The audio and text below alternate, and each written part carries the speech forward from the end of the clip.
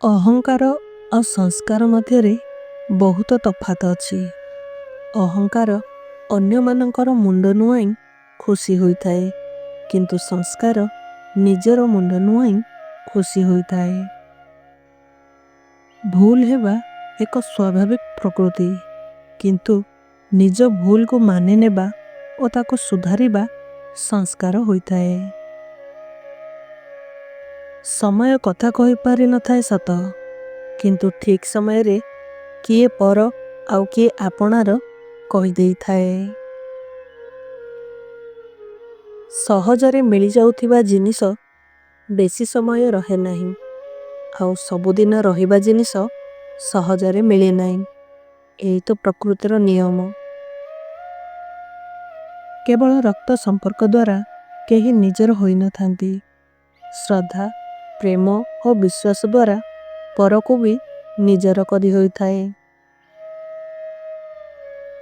ଯାହା ହେଉଛି ଭଲ ହେଉଛି, ଯାହା ହେବ ଭଲ ହିଁ ହେବ।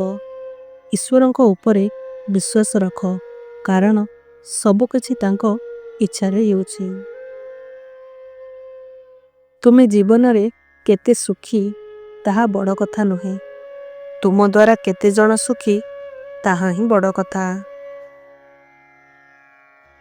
ସୁଖ ଆଉ ଦୁଃଖ ଭିତରେ ଦୂରତା ବେଶୀ ନଥାଏ। ଯାହାକୁ ମନ ସ୍ୱୀକାର କଲା ସିଏ ସୁଖ, ଯାହାକୁ ମନ ସ୍ୱୀକାର ନ କରିପାରିଲା ସିଏ ଦୁଃଖ।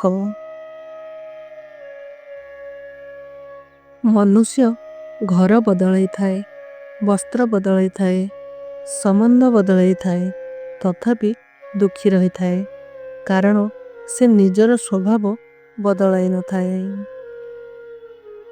ଯେଉଁମାନେ ତୁମକୁ ବିନା କାରଣରେ ଦୋଷ ଦେଇ ଅପମାନିତ କରିଥାନ୍ତି, ସମୟ ଆସିବ ସେମାନେ ନିଶ୍ଚୟ ଏକଥା ପାଇଁ ଅନୁତାପ କରିବେ। ବିଶ୍ୱାସଘାତକତାକୁ କୌଣସି ପରିସ୍ଥିତିରେ ଆପଣାନ୍ତୁ ନାହିଁ, କାରଣ ସେ ପୁଣି ଥରେ ସୁଯୋଗ ପାଇଲେ ଅଧିକ କ୍ଷତି କରିପାରେ।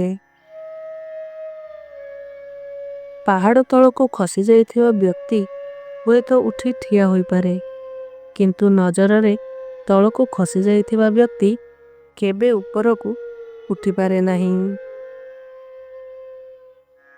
ମଣିଷ ଜୀବନରେ ବେଳେ ବେଳେ ଏମିତି ସମୟ ଆସେ, ସେତେବେଳେ କିଛି ବି ନୀତିବାଣୀ କିମ୍ବା କାହାର ଉପଦେଶ କିଛି କାମ ଦିଏନି।